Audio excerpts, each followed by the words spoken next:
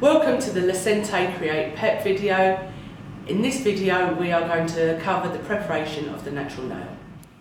Okay, so we're going to thoroughly cleanse our client's nail plates using either IPA or acetone. We're going to come on in with the Lecenté cuticle tool. And we're going to lift up this skin which is on the nail plate, and with the chisel edge we are going to remove any non-living tissue or true cuticle that may be on the surface of the nail.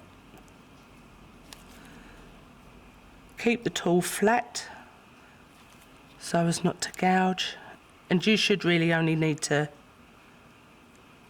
do this around the bottom area. We're going to cleanse again with either our IPA or acetone, and then we're going to shape the nail using a 240 grit file. And we're going to make sure that we bevel over the free edge just to seal those top layers in, and come underneath to seal the underside layers. And then we're going to cleanse again